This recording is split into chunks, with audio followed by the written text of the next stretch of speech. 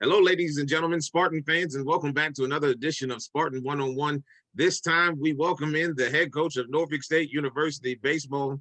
If anybody knows this young man, he gave us fits back when he was at North Carolina A&T, one of the closest times we got down in Orlando, Florida. I thought I had a chance. I thought I had a chance to run out on the field and get excited. And he was at North Carolina A&T, won the championship there, defeating us down in Orlando, Florida. They beat us, and then we never got a chance to go back to Florida. Every place else has been the baseball tournament's been everywhere else, but he's done an amazing job here at Norfolk State. Everywhere he's been very successful, and we're glad now that he's our head coach. First of all, Coach, Spartans One-on-One, I ask every coach before we start, are you ready for it? Oh yes, absolutely. That's good. Let's get going, Coach. It's been a hectic year. It's been a hectic year to say the least. Your sport was one of the sports that was early in its stages last year, getting going before it was shut down. It's a little bit different than maybe what basketball was, because basketball was in championship time, and they didn't get a chance to finish it, and they saw the finish line. You guys were just getting going. What was the feeling like for you guys after starting the season and not being able to finish because of COVID-19? I think for us, we come off a really strong 2019, and a little bit of frustration as we started 2020 was we just had some injuries and some nagging injuries, and we really felt like right as the break, right before COVID got us, we played really well at University of Kentucky for I don't know, the first 5-6 innings, and you started to say, hey, we're really starting to play well. Lost a tough game at Eastern Kentucky on a Sunday, and we said, hey, this team is getting ready to roll. And we were lucky enough to go over to ODU on, I think, a Tuesday or Wednesday, and beat the wheels off of Old Dominion. And they had a very good ball club with a very great record. And we were like, man, this club is starting to get healthy. We're about to get everybody back on the field. We're missing a couple arms. And then COVID hit. And so it just left us a little bit empty, the shock of not being able to play baseball. But there were bigger things going on in the country. And with COVID, we were just very, just very concerned about everybody's families, and, just our fellow students, fellow Americans. And so we took the focus off of our hurt, and we knew that, we get to play baseball again. So we have that opportunity. And Ross, I have to say it made us really appreciate being on the field. I see more appreciation now for practice and games than ever before. And I think, Coach, I think one thing that we know about baseball, it's not as close in proximity. And some of those things that maybe a football team or a basketball team can't do just to get some reps in, baseball can do. What has been some of those things that you have done, avoiding some of the challenges because of COVID-19, to just keep your guys in shape or keep them mentally ready for what's surely to come in a couple of days? Yeah. Well, early on in the fall, we had small group workouts, and then we built into being able to play intra-squad games. And so, most of our dangers are off the field. So we're constantly coaching what goes on off the field. But we had a great fall, despite COVID. I mean, we probably had fall. I've been at NSU and was very pleased. And then, we battled the rain. We've had rain just about every day or every other day, and the field is soaked. So that's been a big obstacle also. But our guys, we just learning to play with our mask on if we're within 6 feet of anybody, and just learning to kind of operate. Right now, kind of operating without going into a locker room or anything like that. So we just had to make some adjustments, but our guys, they've shown some amazing toughness, and they've met every challenge, everything we've asked them to do. Coach, one thing I can say is it's good to come from good stock. It's good to come from good stock. And last year's team, you had some uncertainties, but you knew one guy who was going to be there for you every day, and every at bat and every defensive play. He comes from good stock. You have to admit that he comes from good stock, And because of that, he was named the MEAC preseason player of the year, deservingly so. He's really, really good. And one of those program changers, and you like to have those, and it's good to see you recruited. Mr. Womack is probably one of the best players that Norfolk State has seen in a while. And he makes things easier for you when it comes to filling out the lineup card, knowing where he is. Oh yeah, I mean I get the lineup cards with his name already printed on there, and I try to figure out some of the other guys, but we have a lot of guys that do a great job, but Al definitely stands out. And I know you made mention of his coming from a major league household, but I'm so impressed. His mom and dad are major league people, and they've raised a major league young man, and so his character and the way he fits into our team are even better than the skills he brings. He's a tremendous hitter. Hits for very high on base percentage, gets a lot of hits, can hit the good pitchers. He brings offense no matter what type of pitcher that we're facing. And so from an offensive standpoint, that's how people know him. But he's also, very good base runner. Steals a lot of bases, especially for his body type. He's built a little more rugged than dad. Dad was a little speedster in his day and a very fine average hitter. But Al's got some untapped power. This fall, he started to drive the ball a little more. We want him to be who he is and not try to change anything that he's done. And so all we do is write his name in the lineup. But Russ, I got to be honest, every time somebody asks me about him, and you could talk about him being a great student and a great teammate, which he really is. But the thing that jumps out the most about him and where he is most valuable to me is as a competitor. He competes. I don't care if we were to play a game of cards, on the bus. I mean, it's just whatever he does, he wants to be the best, and he makes those guys on his team take on that personality. And so that's been the most valuable thing from Al, and that's why I named him captain this fall. I've only had two captains since I've been here. Justin Hayes, when I first arrived, I thought was someone that players could look to, and it just things have just evolved to where this guy is a Derek Jeter like leader, a quiet leader, and but yet his example, really does it. So we're just happy to have him. And I think one thing, Coach, when you look at a guy like Al, he sort of bleeds off. His attention to detail, his work ethic sort of bleeds on to other teammates, because when you see a guy that consistent for so long, you try to emulate some of the things that he does, his practice habits and his work habits, to make sure that you can try to just get again, like we'll say it, there's a lot of talent. He's a different talent. He's a special talent.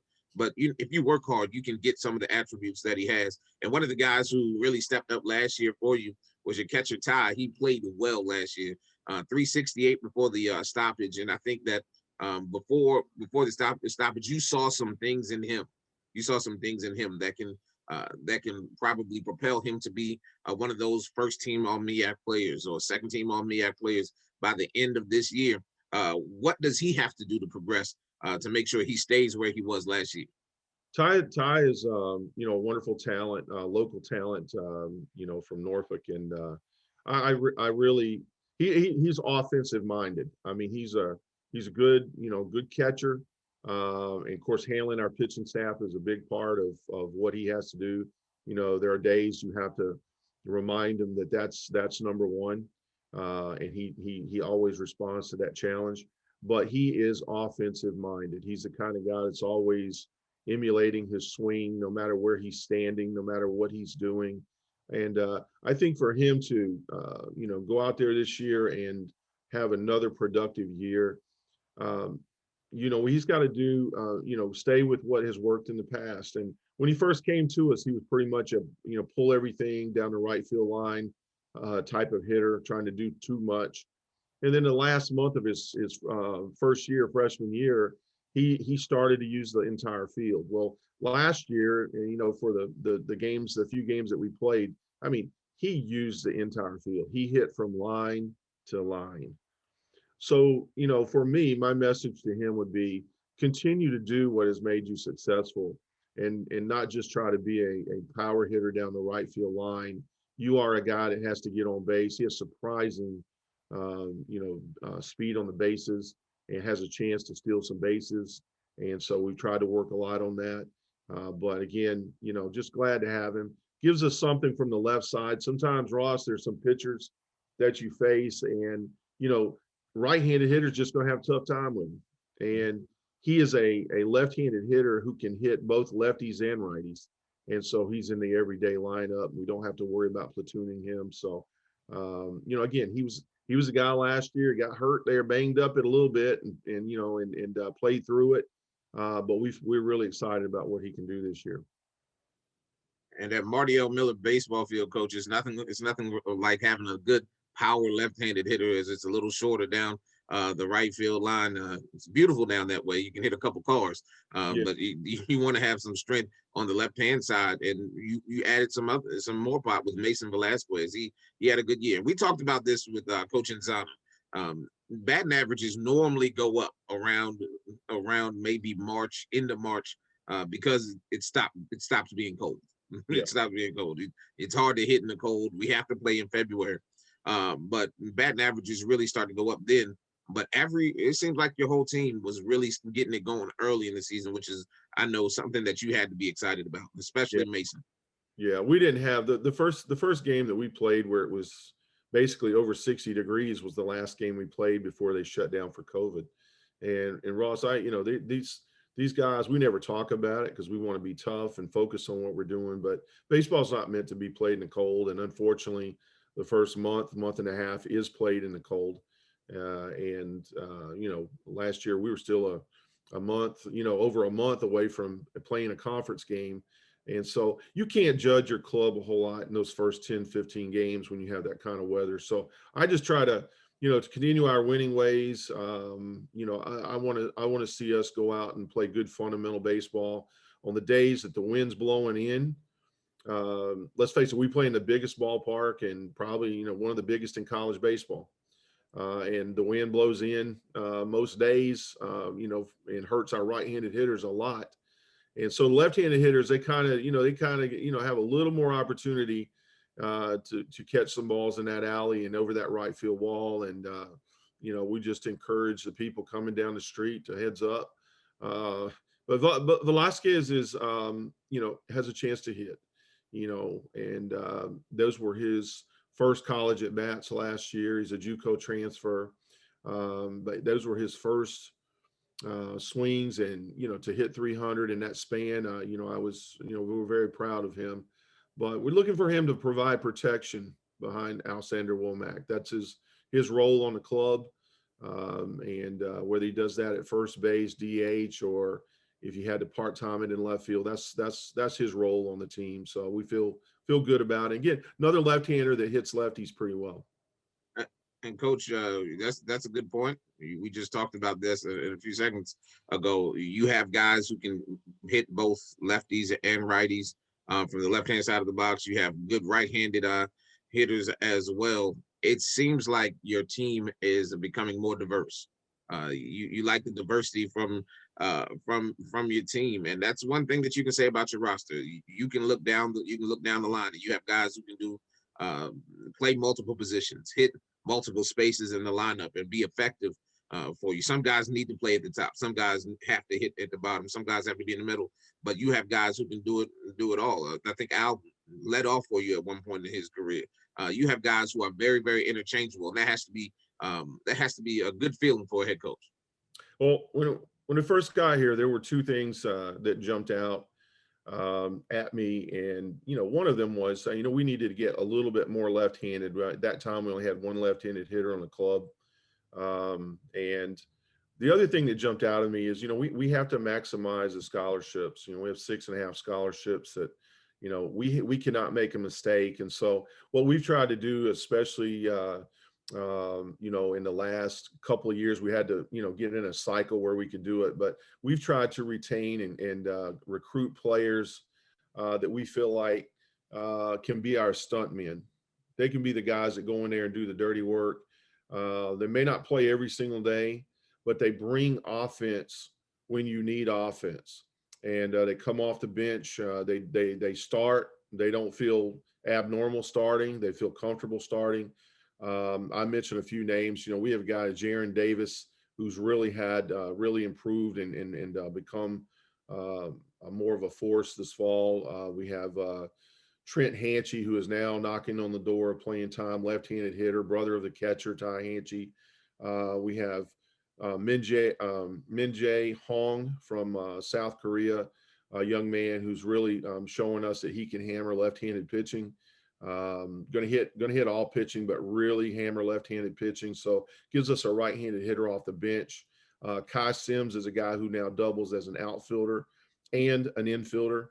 So we're building depth, and our club is split. We have just as many left-handed hitters as right-handed hitters, and so we feel like that we're ready to meet each part of the season. We didn't even see COVID coming, but we said, hey, we want to be have a little bit more versatility, and I always tell the player, hey, my favorite player without a doubt. My favorite player, and they brace themselves, and I say, is the guy who's hot. Okay. It's whoever's hot. So that's my job, is to put the guys out there that are ready to play that day. And then we've got to have some really tough, for a better word, stunt men that can come in and finish a game off and put it in the books. And we didn't quite have that when we first got here, and so we're proud of where we stand right now. Coach, you mentioned how big our ballpark is, so that means that you have to have some things in the outfield that's a little bit different. You have to have guys who can hit, but you also have to have guys who can run because of the gap sizes. And you mentioned your first captain, Justin, who plays center field. He could get from gap to gap. He was different speed wise. Talk a little bit about your new look outfield, because you have a lot of guys, as many as 3 new guys who can come in and make some impact there. Talk a little about your new look outfield and how that's going to really work for you. Well, Ross, we kind of ties in when we really wanted to lengthen our pitching staff. So we've tried to acquire late bloomers that, are going to be able to pitch at this level and put the ball in play. And if you're going to do that, you got to have good left side infielders and a good outfield. And so, it's obvious that, you're building the club around Womack and Hanchey offensively, but we've built this club after probably those 2 names around our outfield. We have several guys that can play the outfield, but we have 4 particular guys this year. Jacob Council, who's a junior college transfer from Bryant Stratton, still has 3 years of eligibility.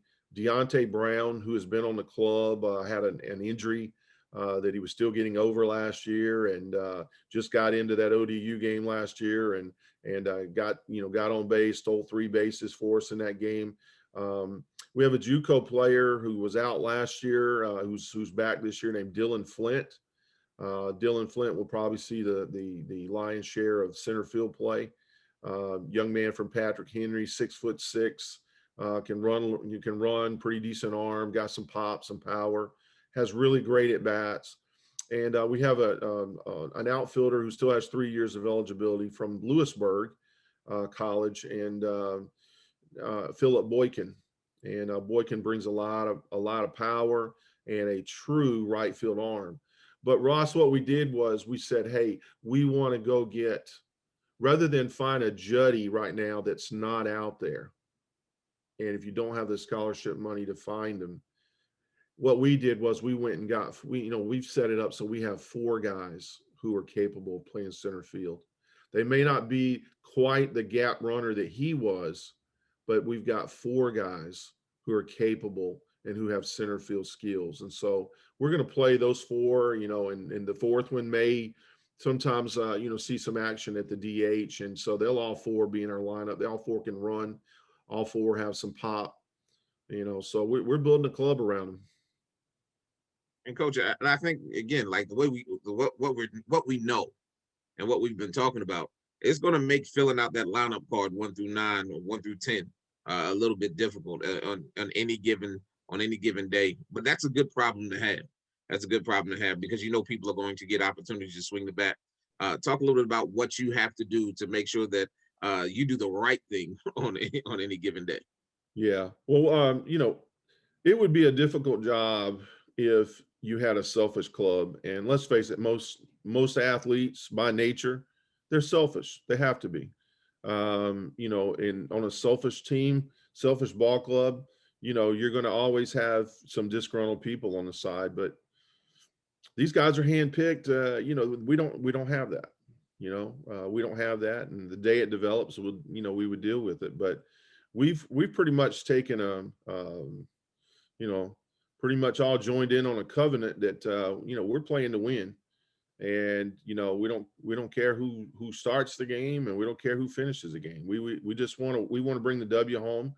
Our most valuable player is the team, and that's the way we're going to operate. That's the way I coach, and it's about how much fun we can have today, showing the other team the right way to play the game. And we're not going to let anybody intimidate us. We're going to do the intimidating, and we're going to have a good time out there, and everybody involved. And so, hey, it's the bats fill out the lineup. Let's just face it. Okay. We're going to throw our best pitchers that available that day, and the bats are going to fill out the lineup.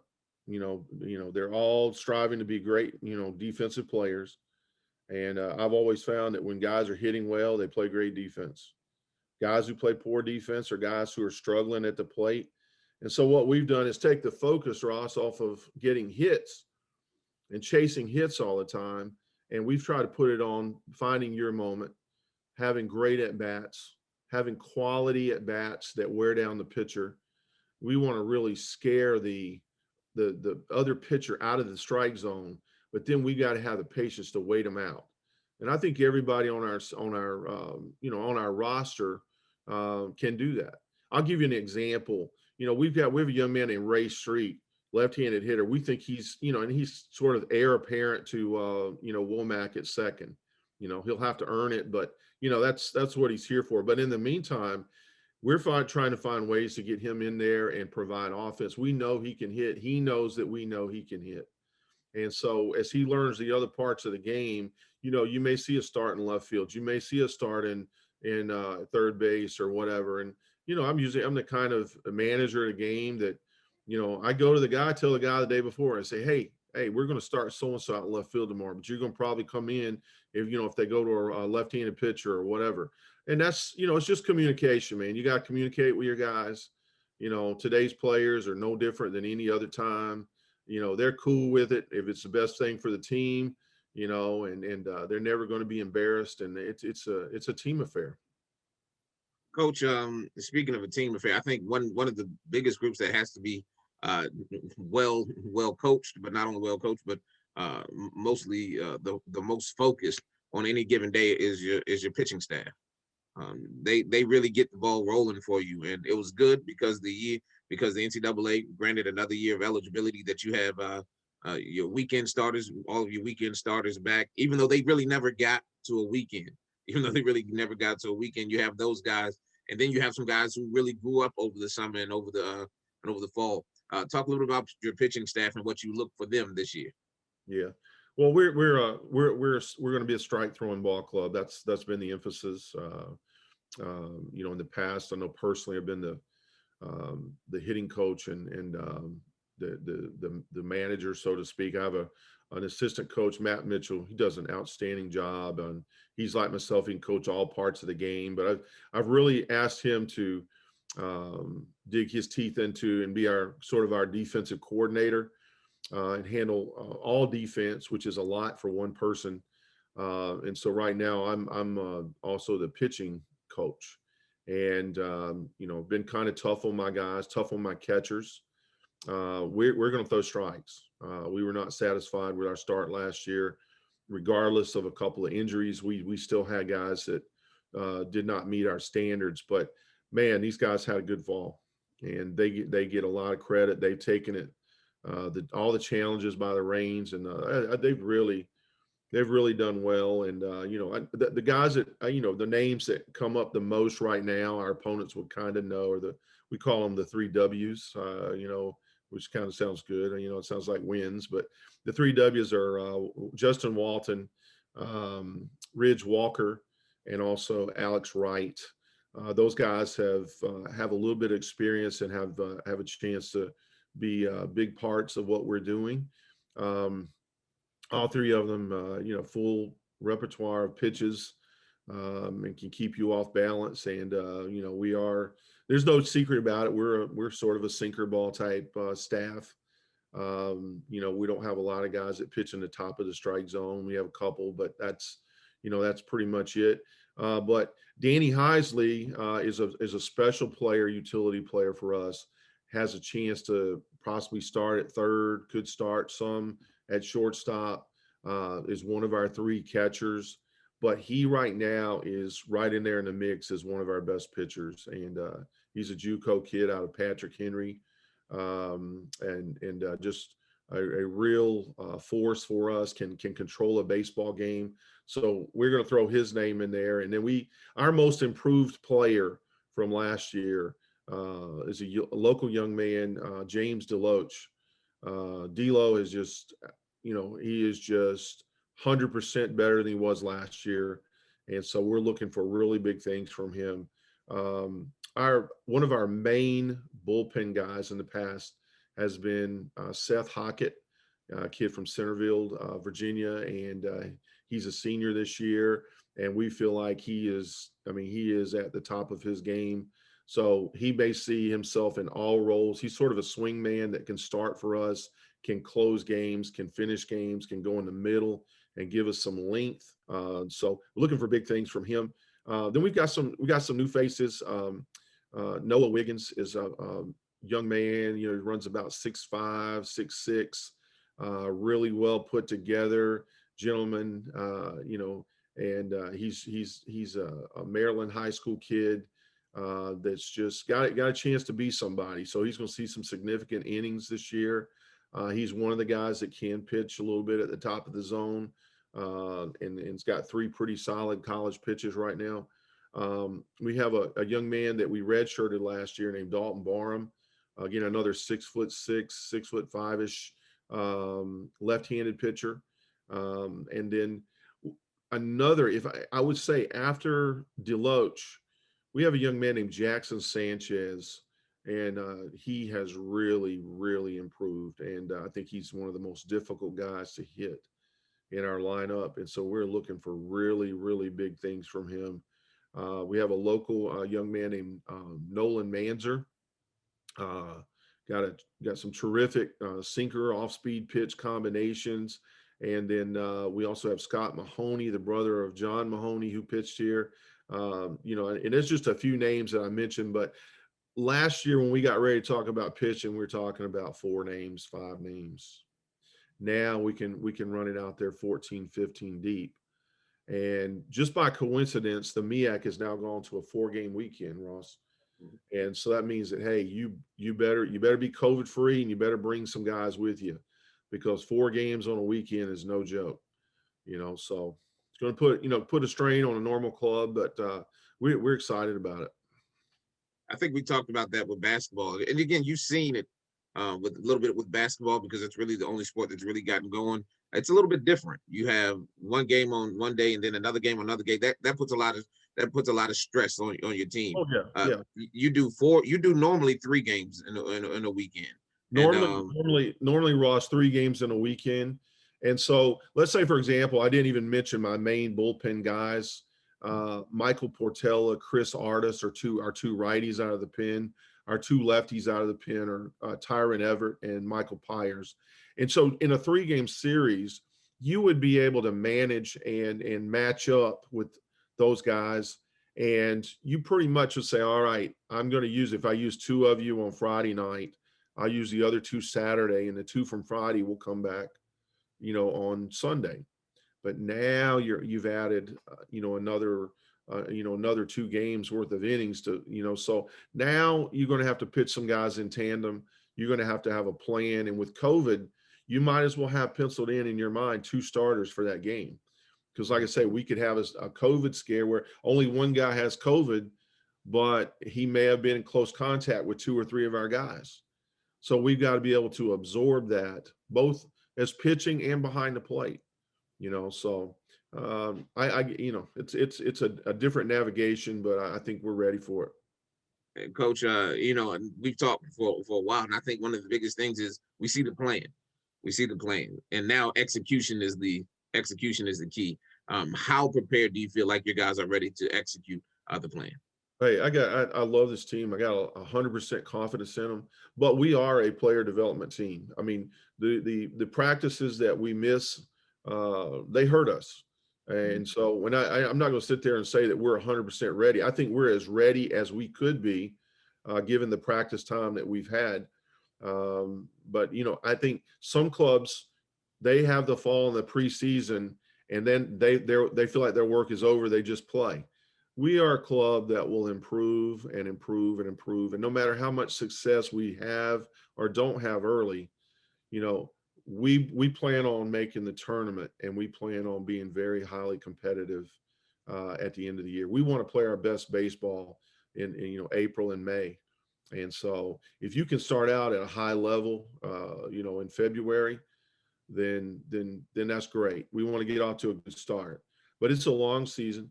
And like I say, if we go out there the first game and we're world beaters and we play well, that's great, but we're going to be working hard to do that on the second day. So it's not to dodge the question, but it's a progressive type of thing. You just stick to the process. And right now, I think we're right on track. I would like to have had, another 7 or 8 days on the field. We've had a lot of days here, and we're sort of limited indoors is what we can do. So I feel like once we get enough at bats under our belt, I think I could answer that question and say, yes, we're 100% ready. But there's a lot of work to do in this next week. Coach, also exciting. It seems like most of the championships are going to be in Norfolk this year, and baseball's one of them. Back to where the tournament had been for a couple of years, and Marty L. Miller Baseball Field is a great host. Norfolk State University and its field maintenance has done an amazing job of making sure the field is always ready. How big of an advantage of that is that, and how much of you say motivation is that to have the tournament at your home site? I know you said you have to play to get in. Everybody's not invited, so you have to play to get in. How much of a motivating factor is that for your guys? Well, I think it's always nice to host. It's always nice to get out of your own bed, to eat your own food, and to keep your routines. So that part of it, and it saves you a lot of travel as far as hours stuck on a bus. So you can practice. You're used to taking ground balls on that field. You know how it plays. You'll recognize the wind pattern as soon as you get to the game. A lot of these things are definitely advantages for us. The excitement part of it, like I say, because we're athletes, we're on the field warriors here. We prepare ourselves to play in all kinds of ballparks. And so if they changed it tomorrow and said we had to play somewhere else, we wouldn't feel any less confident. We know that there are going to be some good teams there, and they're going to be as good as the other teams. And so it's about playing well. It's about playing your best baseball. And all you can do is be prepared, and with a little luck, you can do something magical. And we got a very hungry club. And, we feel like anytime we play at home, and everybody's healthy, advantage Spartans, Yeah. And we'll take that, Coach. That's all we ask. That's all we ask. Coach, always good talking to you. We're excited about this year. I know just as excited as we were last year when we talked around this time at Joe Eccles Hall at a basketball game. I'm excited always to talk to you. Thank you for giving us just a little bit of your time today to talk a little bit about Norfolk State University baseball here on Spartan One-on-One. First of all, Coach, before we let you go, how do you think you did? How do you think you did? Oh man, I'm all about you and our organization here. I love Norfolk State, and I just feel like this was a good effort. Maybe a good effort on my part, but a great effort on your part. So I think you did great, and I love talking about these young men. So thank you for having us on, and go Spartans. Thank you, Coach. I think you answered the final question the best. You're great. We love having you here, Coach. And every other coach who's been on Spartan One-on-One ended it the only way you can. So, Coach, let's go. Let's get it. Hey, behold the green and gold, baby. That's it. That's Coach Keith Shumate, the head baseball coach here at Norfolk State University. We thank him for his time.